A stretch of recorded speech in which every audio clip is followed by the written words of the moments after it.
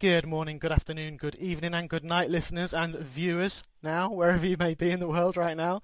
This is the one, the only Hellblazer Biz with your host, as always, Chris Gordon. And my guest today, as you can see, is delightful lady, talented actress and social media addict, self-confessed, known for her roles in such shows as Horizon, which is coming out on filming its second series now, as well as upcoming Knights of the Damned, Escape from Cannibal Farm, and many, many more. So I introduce to you Kate Marie Davies. Thank you so much for having me on the show again, Chris. You're welcome. It is, yes. Must be nearly a year, I think, since we spoke first. Pretty much, yeah. Yeah, God. How time flies, eh? Yeah, I've enjoyed listening to your other podcasts in the meantime, though. So, oh, thanks. It's nice to know someone listens.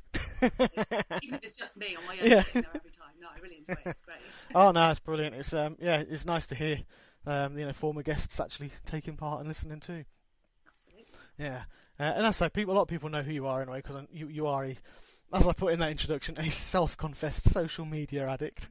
Absolutely.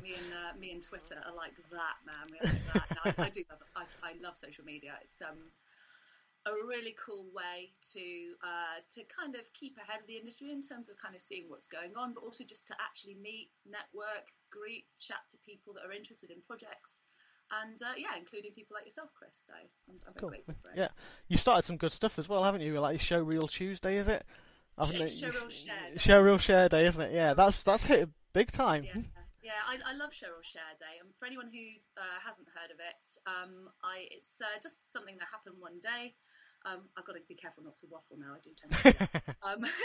I'd just come up with a new showreel, and I used to actually be a little bit ashamed of sharing my work. I don't know why. We work our tails off all the time to get these things done, and I was still a little bit afraid to actually put it out there because I think we're always a little bit afraid of feedback. I finally came up with one that I was pretty pleased with at the time, and some of my close friends had enjoyed it. So I was just about to hit share on Twitter.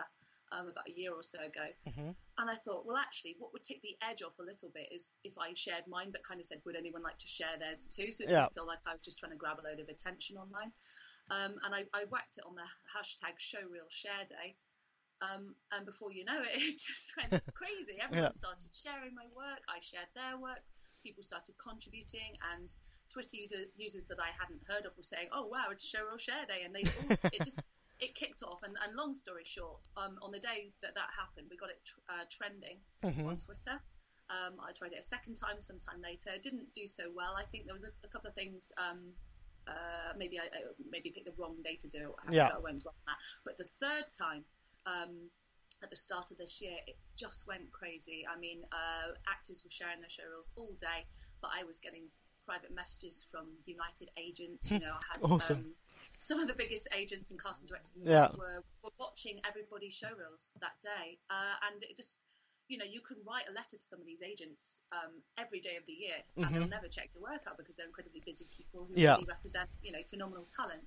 But for that moment, they were like, no, let's push the work aside. Let's have a coffee break. Let's watch some undiscovered talent, or what have you. And I loved it. It was such a buzz. And also, I think as a performer, you can get a lot from watching other people's showreels because you can hear different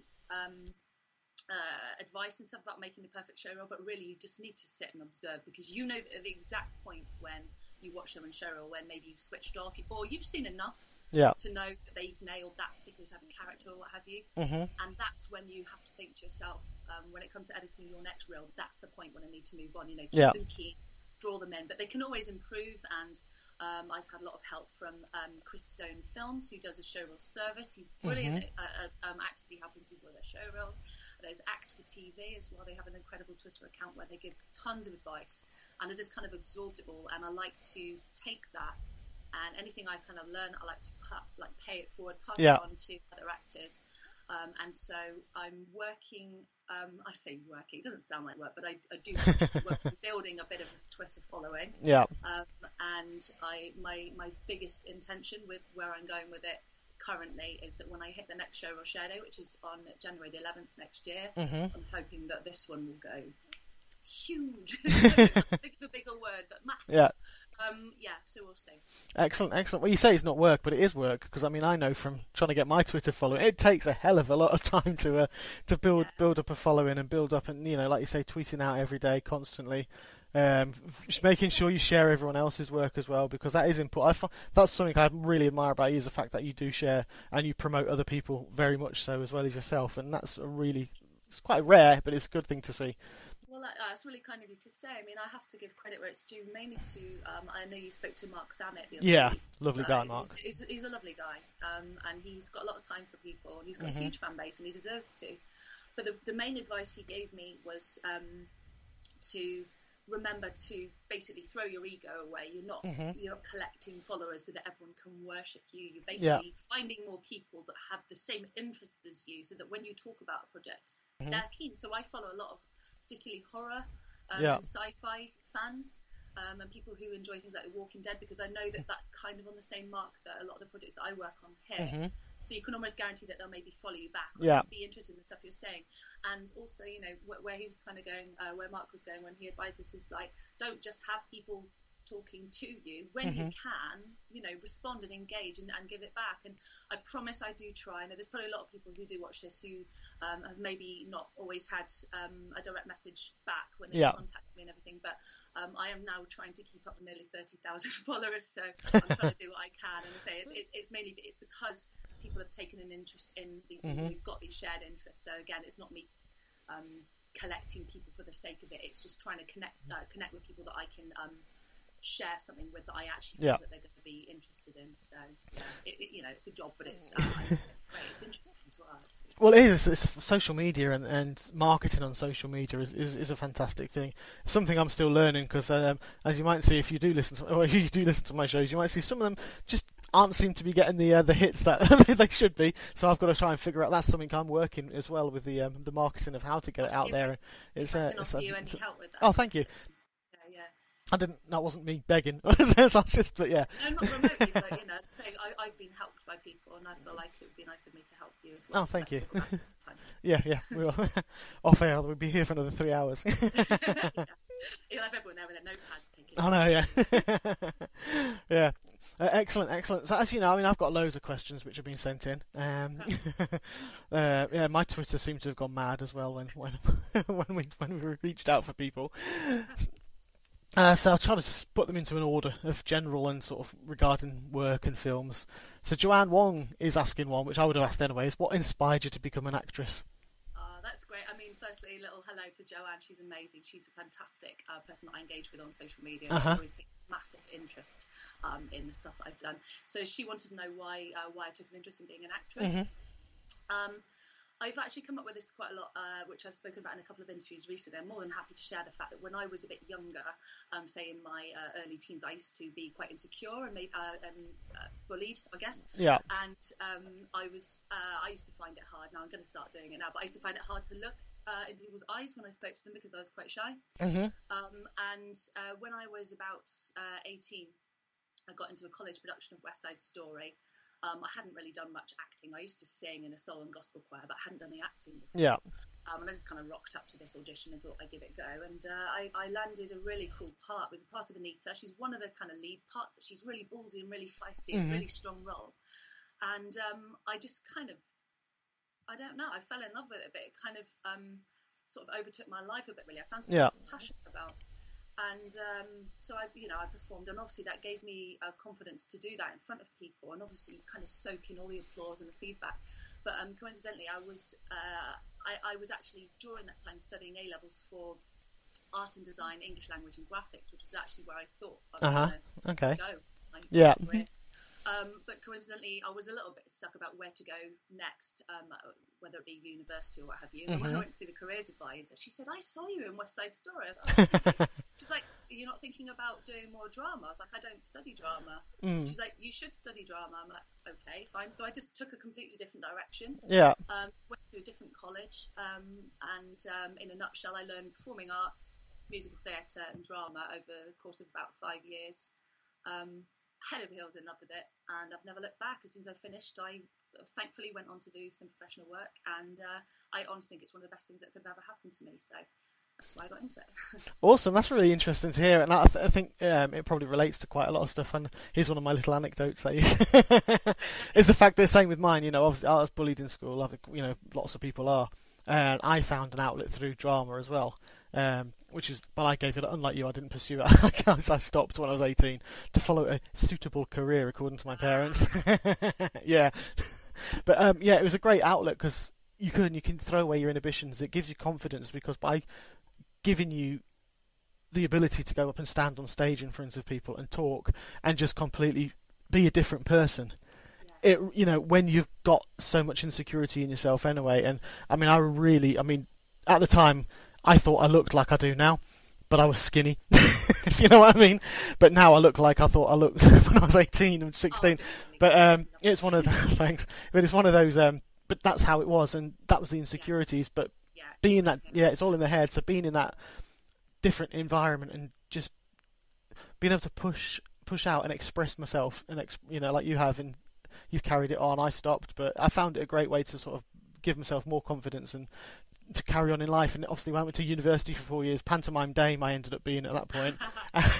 I've been butt naked in a Royal Navy show. We did a sods opera, and we came on with ponchos down the front, and we sang "Sit on My Face," Monty Python, "Sit on My Face," and we didn't have barbershop, inappropriate song, but we had ponchos on the front, and obviously we had nothing underneath because the barbershop, that's how they did. And as we turned, we all sidled off in front of like 50 to 100 people, and just sidled off completely butt naked. Take my hat off. And considering that I was going through so much insecurity about my size, my weight, and the way I looked, that was a huge moment. But it was the theatre aspect of it. I just forgot who I was because it was that kind of thing, and it's a great way for people to overcome things like that. I really do. That's incredible. I mean, you more than overcame me. I say that's actually genuinely really impressive. Really throw yourself outside of your comfort zone like that, and I'm glad that you found it helpful as well. But you're absolutely right when you said about sometimes it's nice to just kind of escape into these characters that you play as well. And I mean that's one of the things I love so much is having the opportunity to play so many cool roles. And maybe it's a little bit of the fact that as I say, I was a little bit more insecure at some point in my life, but maybe that's why I enjoy playing such strong characters very often. Maybe I'm being the person that I wanted to be at some time in life. So, possible. Yeah, it's great. Excellent. Joanne's also asking, what was your difficult task working on recent projects, or what was the most difficult task that you've had to have? That's another really good question. I mean, well, firstly, I'd like to say I enjoy anything that's difficult because I think that by doing the stuff that's difficult, obviously you become a little bit better. I think the most challenging things where I've actually really had to properly learn something different would be I've done quite a few projects recently which involve some fight sequences, and although I kind of do a lot of like photos of posing with swords and guns and all that, I'm not really a trained fighter. I did martial art called Tang Sudo. Oh God, yeah. I did it about 6 years ago, not very long. It's kind of something I was interested in at the time. And I've done some stage combat, but I haven't got a vast amount of screen combat. Yeah. So turning up on a set, for example, Knights of the Damned, and in fact, a little bit of a spoiler, there's a little bit of this in Horizon Season 2 as well, but turning up on a set where, everyone's ready to film you doing a fight sequence, and you might look the part, you're armed and ready to rock, but to not really know that you're able to do these kind of fight sequences. And I'm working alongside people like Zara Pythian, who's an incredible oh gosh, yeah, she isn't. She's fantastic. Yeah, and I just don't want to stand out as being the person that can't do these things. So obviously I was able to, and I hope and pray when you watch it, or you watch the trailer at least, which I've heard is fantastic, for Knights of the Damned, I won't look like I don't know what I'm doing, but I had to get on set, get in makeup, get in costume, and then they took the fight coordinators, they took me to the side and just spent all day teaching me how to fight with a sword. Awesome. How to use, I think it's called a buckler shield, like a tiny little shield where you basically smash your opponent's weapon out the way and then you go in for the kill. Yeah. So it's basically training to do the job minutes before actually going in front of the camera and doing it. So it was challenging, but it was really good. In terms of acting challenges, funnily enough for me, I feel that I can jump quite easily into really emotional stuff, really gritty stuff. I mean, I can kind of switch that on and off, thankfully, quite easily. But I'm actually more challenged when I do something that's a little bit different for me, such as comedy. I shot a comedy, my first comedy feature film I shot at the start of the year. It's called I Am the Prize. I haven't seen it yet. But I'd done comedy on stage for quite some time. It was the first time on camera, and I was just terrified that I'm not going to be very funny. But I've been told that actually the less you try and be funny, the funnier you are. So I think that's true, because they played her quite dry, a little bit